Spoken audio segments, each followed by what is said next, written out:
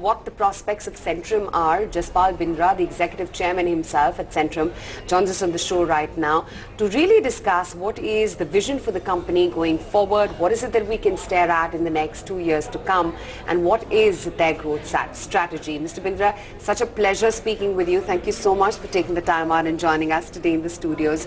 So what really is the vision for 2020? What is it that we can see from your company in the next 2 years to come? Well, we hope and believe that we will bring a lot of value. We are into building something that is credible, that is respected among our stakeholders. And luckily it's at a time when there is a lot of tailwind for our sector. So we're happy about that. I think the credit needs are growing very quickly. The need for financial services are catapulting, and we think we are at the right place at the right time.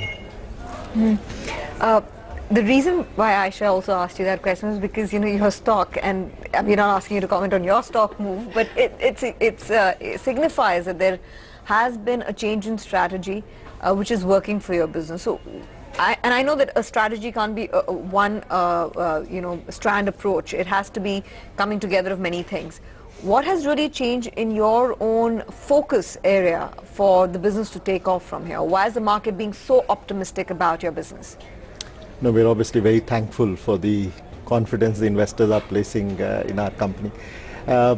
Clearly, we are looking to move away from a concentrated fee business, which is what we were for many years, to a more balanced fee lending and asset management business. And I think that's the journey we've set ourselves on. I think we've shown the early sort of establishments of the lending business already, and we plan to grow on that. And so in the 3 to 5 year period, we hope we will be a far more balanced and more diversified financial services company.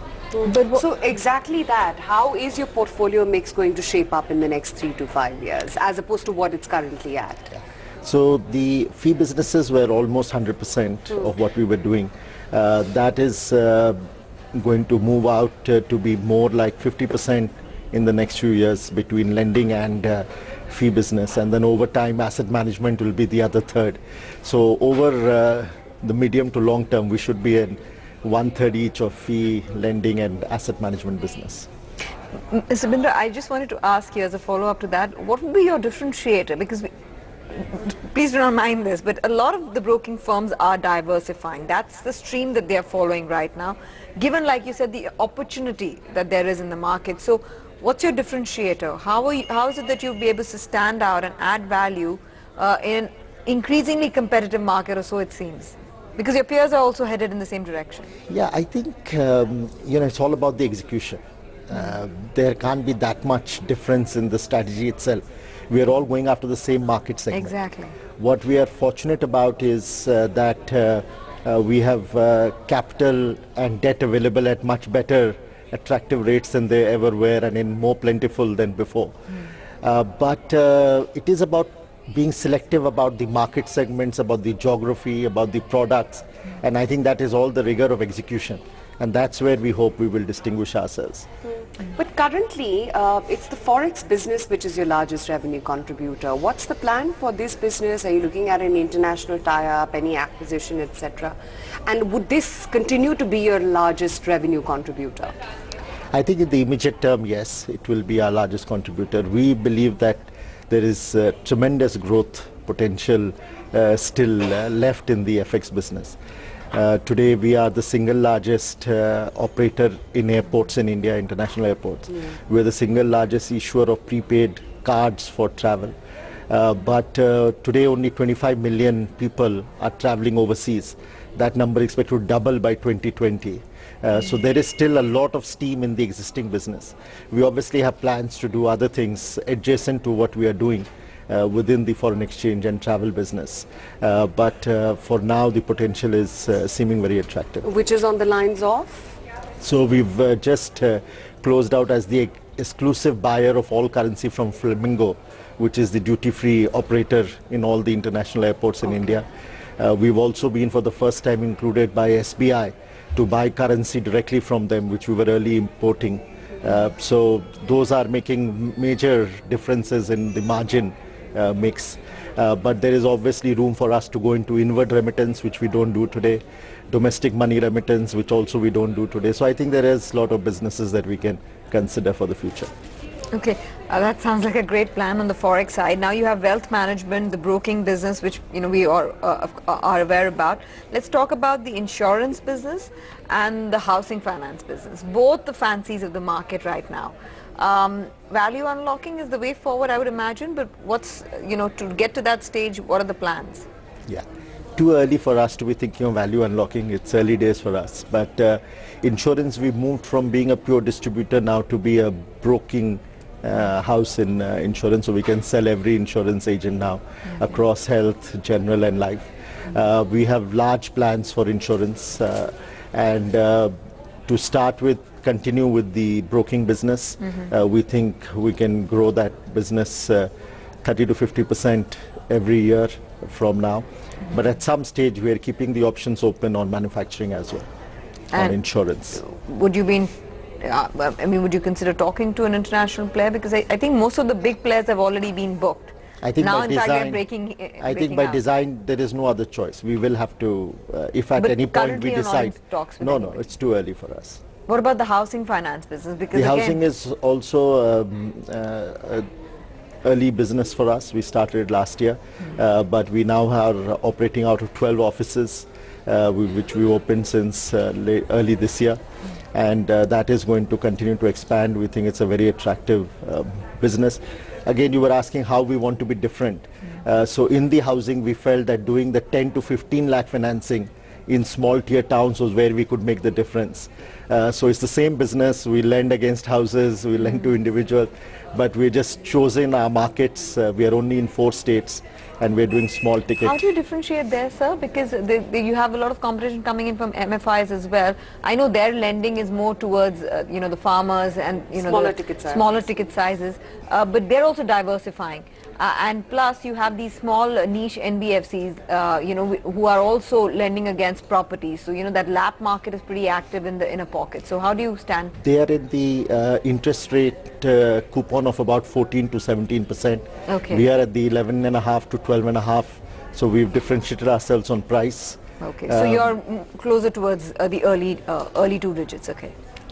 Okay. What about the SME financing business? And right now, is that getting impacted because of demonetization, GST? So we're doing, in the SME finance, we're doing slightly larger ticket items, but they're all structured and secured. So to that extent, it's not as exposed as maybe an unsecured would be. And what would be your average ticket sizes there? There's about 15 to 20 crores. Okay. So, there's still a lot to talk about, but I want to understand how, even though, Aisha's asked you this question about how the revenue mix would look like, and you said broking, forex, those will be the key contributors. I want to understand from the nascent businesses, how much revenue contribution do you see? So big picture from a 2020 perspective, or maybe extending out to, 2025. How would the group's revenues get divided? Because that would be enough time for these new businesses also to scale up.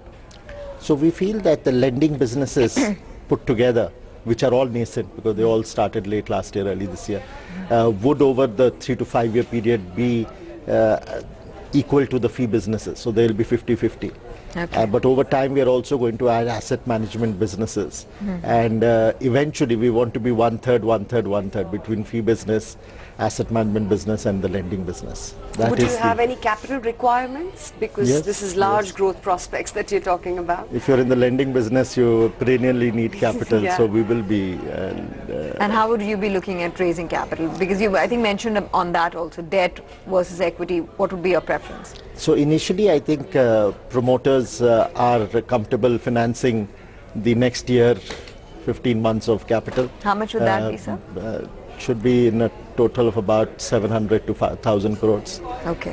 But post that, we will definitely look at other sources of financing. And what would be your total capital requirements for for these future projects and for? Well, the plan is from a 5-year for for what we have on plan today, but we are not sort of closing ourselves to what we have on plan today. We think there'll be many opportunities for acquisition. We think there'll be other opportunities in the market. So it's difficult to define a precise in which number. segment? In our lines of business, we are not going to deviate from what we plan to do. But the agenda is growth. It need not necessarily be organic only. Okay. Well, Yeah. it's been a great conversation, Mr. Bindra. Thank you. We really appreciate you making this exception and speaking with us today. And pleasure. do Thanks hope so that you can come back again. Thank you. Thank you very much. All right, that's Mr. Jaspal Bindra, Executive Chairman, Centrum Group, talking about all the businesses under one roof that they're going to be focusing on. And clearly he has a fairly detailed growth strategy in place, which is why the market is getting very excited about the future outlook of each one of their businesses, not just one, as diversification is the way forward for them. From Aisha and myself and the entire team that put this show together, thanks very much for watching the market as well as First Trades, which is our camera. Oh, that one. Okay, whichever. Okay.